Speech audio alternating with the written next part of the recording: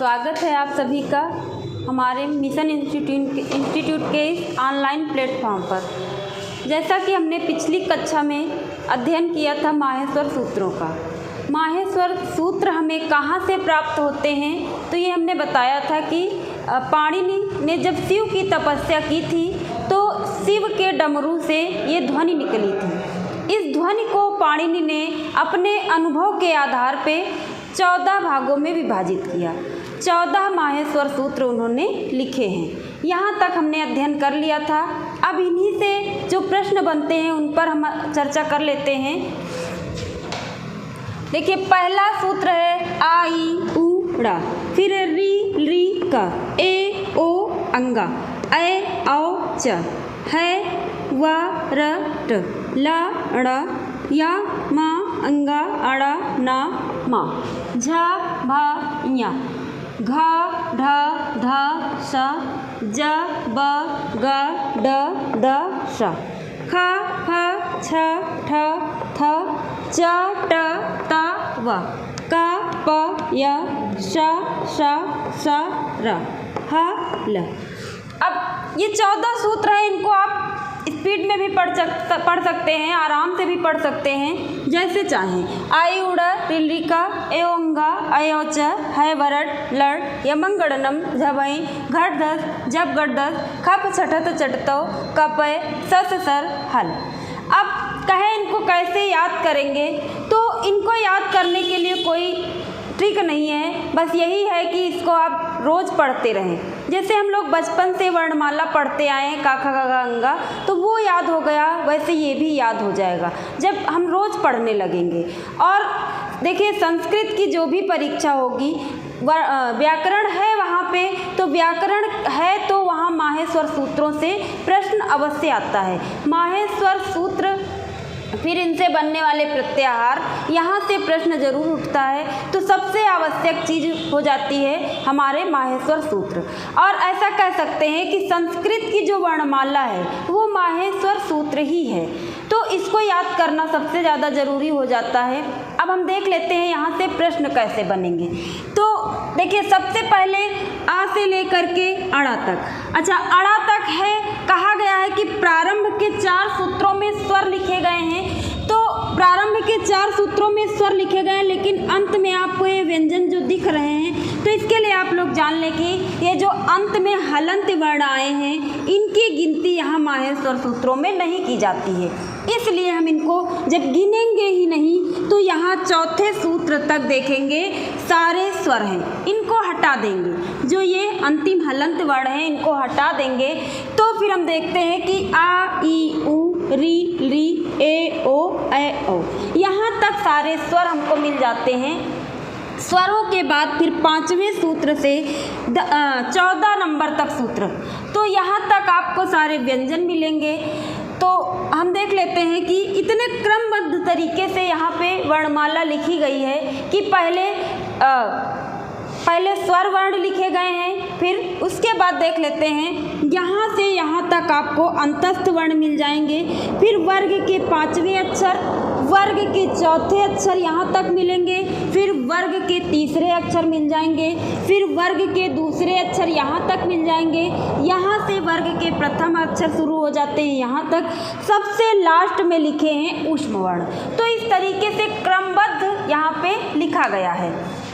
आप देखेंगे अंग्रेजी की वर्णमाला आप देखते हैं, वहाँ पे आपको क्या मिलेगा कि स्वर और व्यंजन दोनों बीच बीच में मिक्स करके लिखे गए हैं, लेकिन यहाँ पे आपको स्वर अलग मिल जाएंगे और व्यंजन अलग मिल जाएंगे।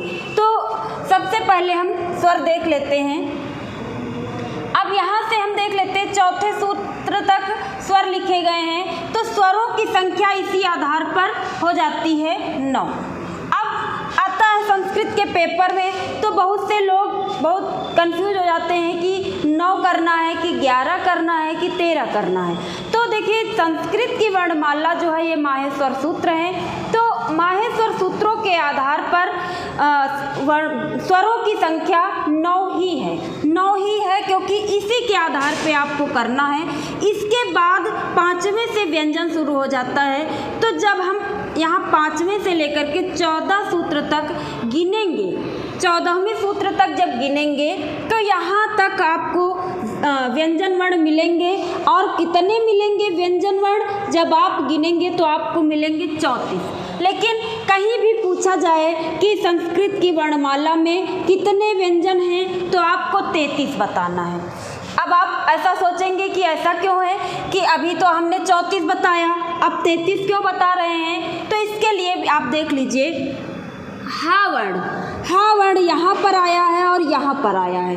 हा वर्ण यहाँ पर 2 बार लिखा गया है, इसीलिए ये 34 हो जाती है संख्या। लेकिन पाणिनि की अष्टाध्यायी में उन्होंने अपनी व्याख्या में खुद ही लिखा है, इसको स्पष्ट कर दिया है कि हा वर्ण जो 2 बार आया है इसकी गिनती हम 2 बार नहीं करते हैं। क्यों नहीं करते हैं? अगर जो गिनती हम हा की 2 बार कर लेंगे तो दोनों हा में हमको अंतर बताना पड़ेगा, जो कि कोई अंतर नहीं है, दोनों हा एक ही हैं। अब 2 बार लिखने का इनका कारण क्या था ये भी जान लेते हैं।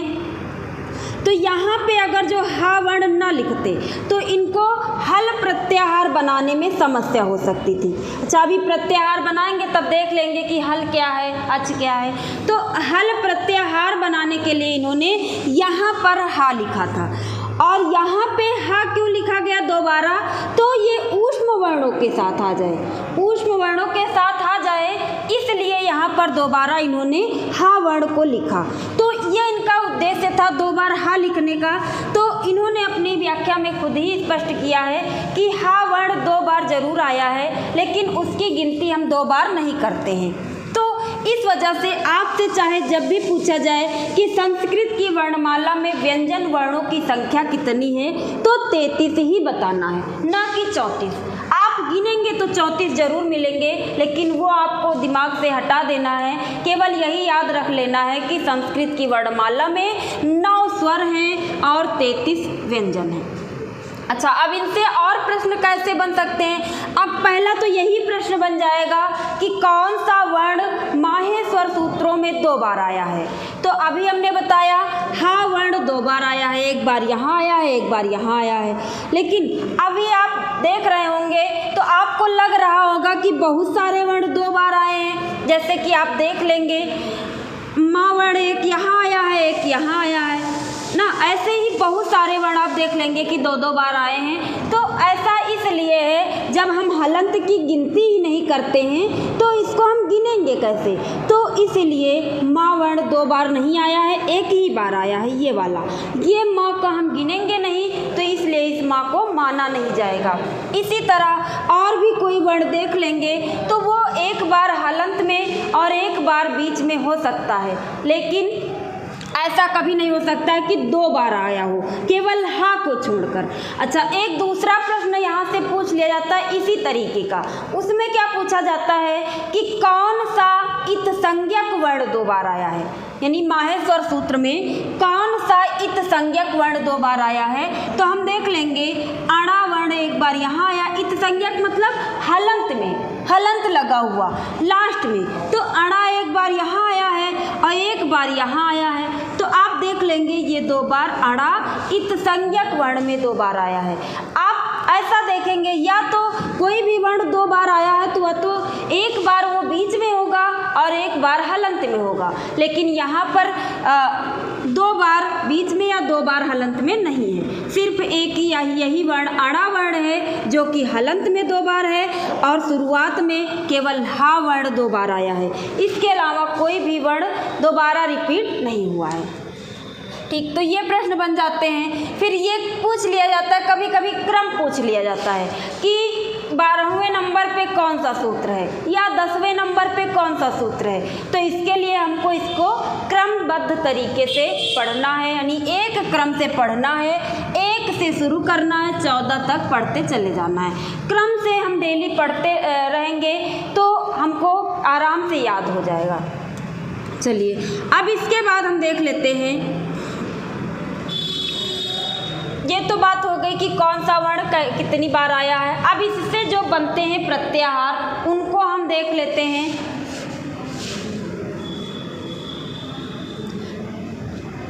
अभी आप लोगों से एक प्रश्न है कि वर्ग के पंचम अक्षर किस नंबर के प्रत्याहार में आए हैं। अभी आप इसको देख करके बताएंगे। तो वर्ग के पंचम अक्षर किस प्रत्याहार में आए हैं, तो ये आप देख लेंगे कि सातवें सूत्र में वर्ग के पंचम अक्षर आए हैं। अब प्रत्याहार की बात कर लें तो यम प्रत्याहार होता है। अब हम यहाँ पे प्रत्याहार समझ लेते हैं कि प्रत्याहार कैसे बनता है। तो सबसे पहले देख लेते हैं अण प्रत्याहार। अब अण प्रत्याहार कैसे बना, तो हम देख लेंगे कि आ से शुरू होकर के अणा तक जाएंगे, यानी हलंत वर्ण तक जाएंगे, और इनके बीच में जितने वर्ण आएंगे उनको हम देख लेंगे। तो देखते हैं आ आता है, ई आता है, उ आता है। तो अण प्रत्याहार में कितने वर्ण आ जाएंगे, 3 वर्ण, आ, ई, उ, ये 3 वर्ण अण प्रत्याहार के अंतर्गत आ जाते हैं। अब अण प्रत्याहार हमको बनाना कैसे है, तो इसके लिए एक सूत्र आता है, आदि रंतेन सहेता। ये सूत्र क्या करता है, यह सूत्र करता है प्रत्याहार। अच्छा, प्रत्याहार अब पढ़ रहे हैं तो प्रत्याहार का अर्थ भी जान लेते हैं कि प्रत्याहार होता क्या है। तो प्रत्याहार का अर्थ होता है संक्षेपीकरण।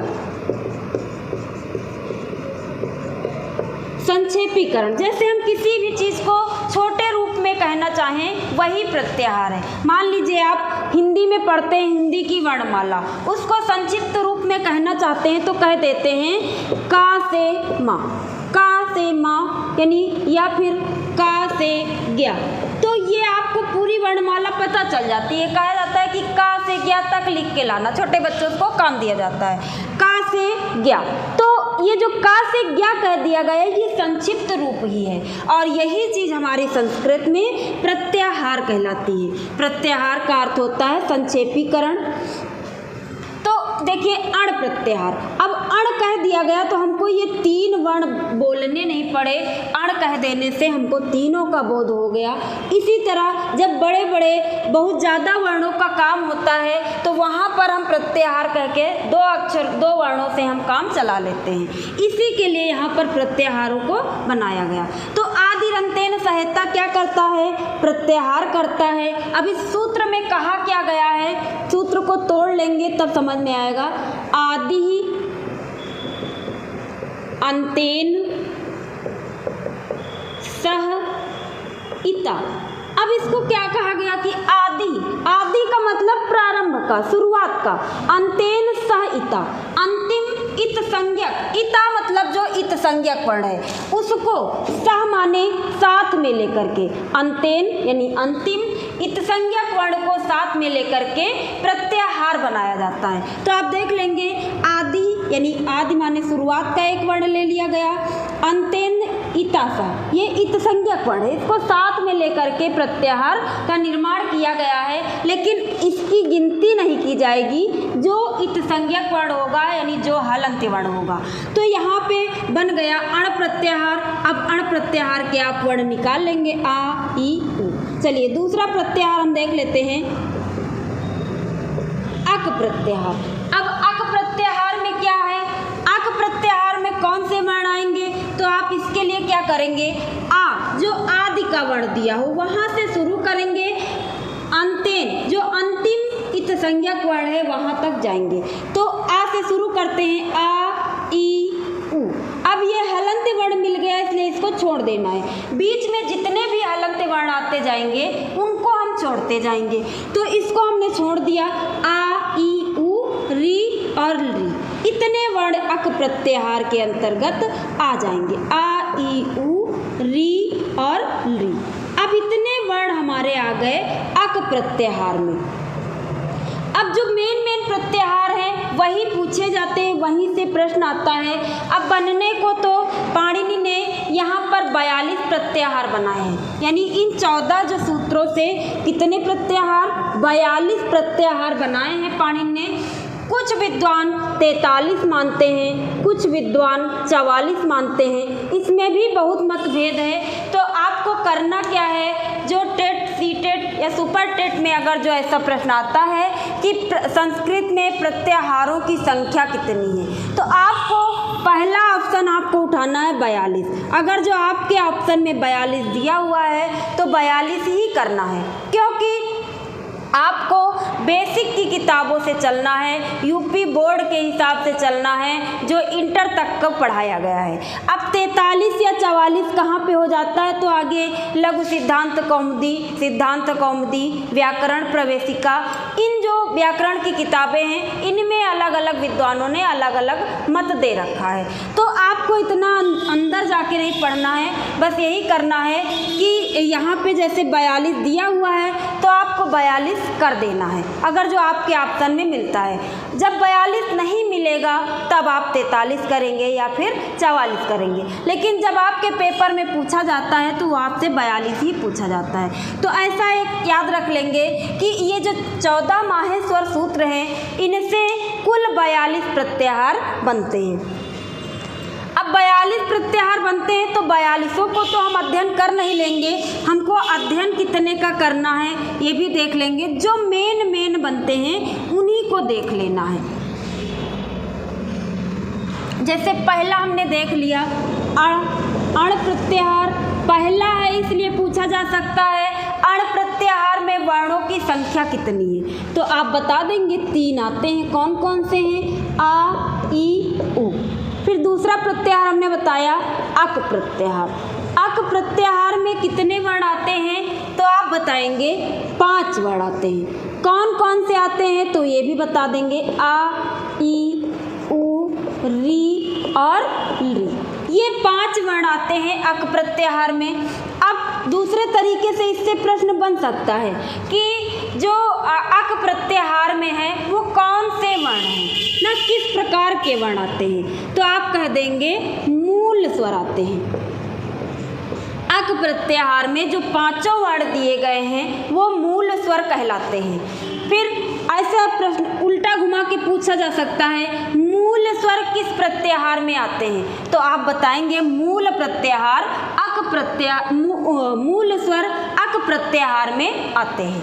इसके बाद अगला इंपॉर्टेंट प्रत्याहार देख लेते हैं अक। इक आपसे पूछ लिया जा सकता है। इक प्रत्याहार आपको जान लेना है कि इक प्रत्याहार में कौन से वर्ण आएंगे। तो जब अक कहा गया था तो आपने आ से शुरू किया था, अब इक कहा गया तो हमको ई से शुरू करना है, ई से शुरू करना है और का तक जाना है, ई, उ, री, ली।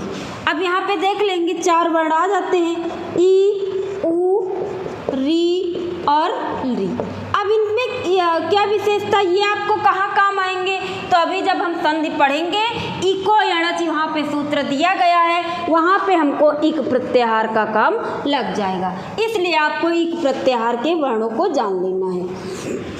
इसके बाद अगला प्रत्याहार देख लेते हैं। अगला प्रत्याहार क्या बन जाएगा, एंग प्रत्याहार बनता है। एंग प्रत्याहार में कौन से वर्ण आ जाएंगे, तो आप यही करेंगे जो ए दिया हुआ है ए से शुरू करेंगे अंगा तक जाएंगे, तो ए, ओ, अंगा। अब अंगा को छोड़ देना है क्योंकि ये हलंत है, ए, ओ को खाली यहाँ पे लिख लेना है, ए, ओ। 2 वर्ण आ गए एंग प्रत्याहार में। अब इसकी क्या विशेषता है आपसे पूछा जा सकता है कि गुण वर्ण, जो गुण संज्ञक वर्ण हैं वो किस प्रत्याहार में दिए गए हैं, तो आप कह सकते हैं एंग प्रत्याहार में। इसके बाद अगला क्या बन जाएगा, ऐच प्रत्याहार। ऐच प्रत्याहार, इसमें क्या कहा गया है, ऐच प्रत्याहार में क्या कहा गया है, ऐ, औ, इन 2 वर्णों को कहा गया है। इसकी क्या विशेषता है, तो इसकी विशेषता है ऐच प्रत्याहार की कि इसमें वृद्धि संज्ञक वर्ण दिए गए हैं। जो ऐ, औ, ए वृद्धि कहलाते हैं, यानी इनकी वृद्धि संज्ञा होती है, तो ये ऐच प्रत्याहार में दिए गए हैं। अब हम अगला प्रत्याहार इंपॉर्टेंट बना लेते हैं, एच प्रत्याहार। अब देखेंगे एच जब कहा गया था तो हमने यहाँ से गिना था, अब कहा गया है एच प्रत्याहार। एच प्रत्याहार में कितने वर्ण आते हैं, तो हम ए से शुरू करेंगे, ए, ओ, ऐ, औ। इन 4 वर्णों को गिन लेंगे तो एच प्रत्याहार में आ जाएंगे ए, ओ, ऐ, औ। अब ये आ गए 4 वर्ण। ये इनकी क्या विशेषता क्या है इनकी, तो इनकी विशेषता है एच प्रत्याहार में जो वर्ण आते हैं कि ये जो है संयुक्त स्वर कहलाते हैं। आपसे पूछा जा सकता है मूल स्वर किस प्रत्याहार में आते हैं, तो मूल स्वर आते हैं अक प्रत्याहार में। संयुक्त स्वर किस प्रत्याहार में आते हैं, तो संयुक्त स्वर आते हैं एच प्रत्याहार में। इसके बाद अगला इंपॉर्टेंट प्रत्याहार देख लेते हैं, यण प्रत्याहार। यण प्रत्याहार में अब हमसे पूछा गया तो यण प्रत्याहार में हम क्या करेंगे, या से शुरू करेंगे। या यानी यहाँ पे या लिखा है, या से शुरू कर देंगे, या वा रा ला, क्योंकि टा हलंत है तो टा को हमने छोड़ दिया बीच में, अड़ा हलंत है इसको छोड़ दिया। यण प्रत्याहार में 4 वर्ण आते हैं और ये कौन से हैं, या वा रा और ला। अब ये जो 4 वर्ण हैं यण प्रत्याहार के अंतर्गत आ गए। अब इनकी विशेषता क्या है, तो इनकी विशेषता है कि ये अंतस्थ वर्ण कहलाते हैं। अब यहाँ से प्रश्न आपसे बन सकता है कि अंतस्थ वर्ण किस प्रत्याहार में दिए गए हैं, तो अंतस्थ वर्ण आपके यण प्रत्याहार में दिए गए हैं। इसके बाद अगला प्रत्याहार हम देख लेते हैं इंपॉर्टेंट, यम प्रत्याहार। यम प्रत्याहार में क्या करेंगे, यहाँ से गिनेंगे, यहाँ से माँ तक जाएंगे, 1 2 3 4 5 वर्ण आ जाते हैं। विशेषता क्या है, यम प्रत्याहार की विशेषता है कि इसमें वर्ग के 5वें अक्षर आते हैं। फिर अगला प्रत्याहार हम देख लेते हैं, झष प्रत्याहार। झष प्रत्याहार में क्या विशेषता है, झ भ घ ढ ध। इन 5 वर्णों को गिन लेंगे, यानी 5 वर्ण आते हैं और कौन से वर्ण हैं, तो वर्ग के 4थे अक्षर आते हैं झष प्रत्याहार में। फिर हम देख लेते हैं जस प्रत्याहार। जस प्रत्याहार में कौन से वर्ण आ जाएंगे, तो वर्ग के 3रे अक्षर आ जाएंगे, यानी जस प्रत्याहार। अभी ये सारे प्रत्याहारों का काम आपको संधि करते हुए, संधि पढ़ते हुए लगेगा वहाँ पे।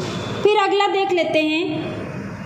अब यह इतना बड़ा सूत्र है तो यहाँ से बहुत कम ही पूछा जाता है, लेकिन फिर भी देख लेते हैं। खय प्रत्याहार एक बन जाता है। खय प्रत्याहार में क्या होता है, वर्ग के 2रे अक्षर और वर्ग के पहले अक्षर बताए गए हैं। आपके लिए सबसे इम्पॉर्टेंट प्रत्याहार कौन सा हो जाता है, शल प्रत्याहार। शल प्रत्याहार में हम यहाँ से शुरू करेंगे, शा सा सा और हा। अब ये 4 वर्ण आ जाते हैं शल प्रत्याहार में, तीनों शा और हा। इनकी विशेषता क्या है, तो इनकी विशेषता है कि ये ऊष्म वर्ण कहलाते हैं। और आपसे प्रश्न कैसे पूछा जा सकता है कि ऊष्म वर्ण किस प्रत्याहार में आते हैं, तो आप बता सकते हैं कि ऊष्म वर्ण शल प्रत्याहार में आते हैं। तो ये तो बात हो गई प्रत्याहार पर। आज हमने अपने इस कक्षा में प्रत्याहार कैसे बनते हैं और उनके वर्ण हम कैसे निकालेंगे, इसका अध्ययन किया। चलिए आज की कक्षा में यहीं तक, इसके बाद मिलते हैं हम अपनी अगली कक्षा में। धन्यवाद।